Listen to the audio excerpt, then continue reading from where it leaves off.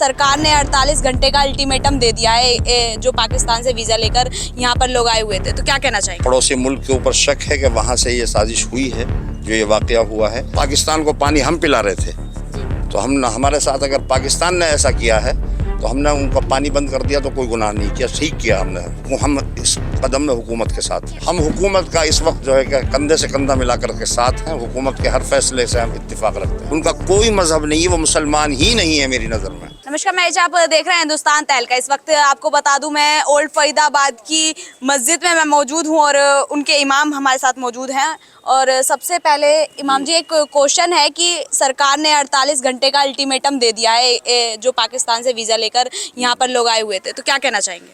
भी हम सरकार के हर कदम के साथ हैं। उन्हें पड़ोसी मुल्क के ऊपर शक है कि वहाँ से ये साजिश हुई है, जो ये वाक़या हुआ है, तो इसलिए हम सरकार के हर कदम के इस वक्त साथ हैं। अच्छा जी, अब अच्छी बात है, जो यहाँ आए हुए हैं उनका वीज़ा रद्द करके और उनको वापस जाना चाहिए। अच्छा, ठीक है। जो सिंधु जल संधि है वो उन्होंने निष्कासित कर दिया कि जो सिंधु जल संधि का वो जल है वो पाकिस्तान में नहीं जाएगा, तो उस पर क्या कहेंगे? देखिए, हमें इख्तियार है, हम जो चाहें अपने मुल्क के हित के अंदर फैसला लें। हम पाकिस्तान को पानी हम पिला रहे थे जी, तो हमारे साथ अगर पाकिस्तान ने ऐसा किया है तो हमने उनका पानी बंद कर दिया तो कोई गुनाह नहीं किया, ठीक किया हमने। हम इस कदम में हुकूमत के साथ हैं। अच्छा। और उन्होंने भी तो हवाई रास्ता बंद कर दिया है, हमें बहुत चक्कर काट करके दूसरे मुल्क को जाना पड़ेगा।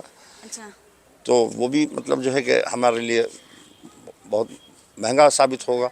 मतलब ये है कि बड़े चक्करों को हवाई जहाज़ हमारे चक्कर काटते रहेगा, तब जहाँ 2 घंटे का रास्ता है वहाँ 10 घंटे में पहुँचेंगे। अब जो 48 घंटे का जो वीज़ा के लिए अभी जस्ट खबर आई है कि जो भी लोग हैं उनको पाकिस्तान अपने ले ही नहीं रहा है, अंदर ले ही नहीं रहा है कि आप भारत में ही रहिए, आप पाकिस्तान बताइए, तो उस पर वो अपने नागरिकों को नहीं ले रहा है। अपने नागरिकों को नहीं ले रहा है। लेना चाहिए उसको।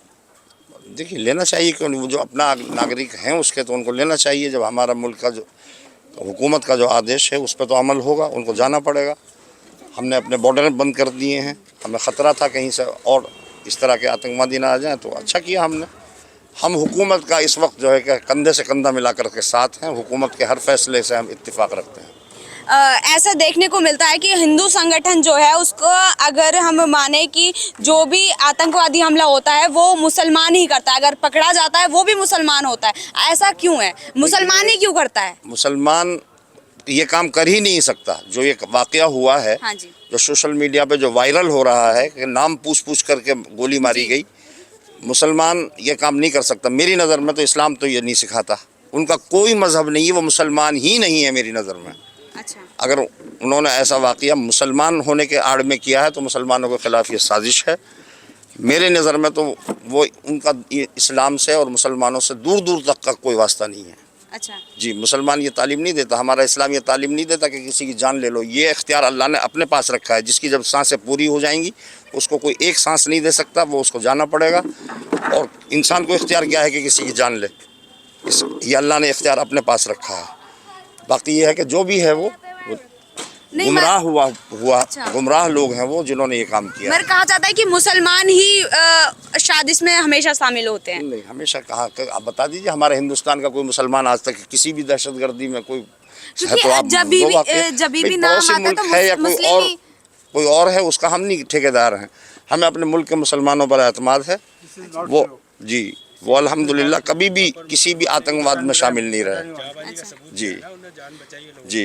अभी जो हिंदू संगठन है उनमें बिट्टू बजरंगी हैं एक, उन्होंने अभी ये बोला है कि जो भी मुसलमान हैं वो अपनी रेहड़ी पटरी जो भी लगाते हैं वो फल या सब्जी की, वो अपना नाम बैनर के सहित लगाएं। वो बताइए आप क्या उसके ऊपर क्या कहना चाहेंगे? ये तो यूपी में हमने सुना था, हमारे फरीदाबाद में फरीदाबाद प्रशासन का कोई ऐसा ऐलान नहीं है। मैं अभी फरीदाबाद में डीसीपी की मीटिंग में से आ रहा हूँ। उन्होंने पीस मीटिंग रखी थी जिसमें तमाम हमारे हिंदू, मुस्लिम और पारसी और ग्रंथी सारे शामिल थे। पूरे फरीदाबाद के ओल्ड हलके के डीसीपी ने हमारी मीटिंग ली थी। उन्होंने कहा था जहाँ वाक़या हुआ है वो हुआ है, बड़ा गलत हुआ है। उसका कोई रिएक्शन अगर यहाँ कोई आदमी इस तरह की कोई अफवाह फैलाता है या कोई गलत हरकत करता है, किसी से शांति और स्वभाव बिगड़ने का ख़तरा है, तो फ़ौरन मुझे इत्तला कीजिए। मेरे पास डीसीपी साहब का नंबर है, एसएचओ साहब का नंबर है। कोई ऐसी बात हमारे नज़र में आएगी तो हम फ़ौरन उनको इत्तला देंगे। 1 घंटे तक उनके साथ हमारी मीटिंग रही। बड़ा अच्छा उन्होंने संदेश दिया और बड़े अच्छा एक्शन के मूड में थे वो, कि हमारे यहाँ कोई भी ऐसा वाक़या नहीं होगा, ना हमारी नॉलेज में है जैसा आप कह रहे हैं कि रेहड़ी पटरी वालों को अपना नाम लिखना चाहिए। यूपी में ज़रूर सुना था लेकिन कामयाब वहाँ भी नहीं हुआ। इस तरह से कामयाब नहीं होगा कहीं भी। जी, ये इस तरह तो आप ये कहना चाह रहे हैं कि जो भी ये आतंकवादी साजिश होती है उसमें मुसलमान का हाथ नहीं होता?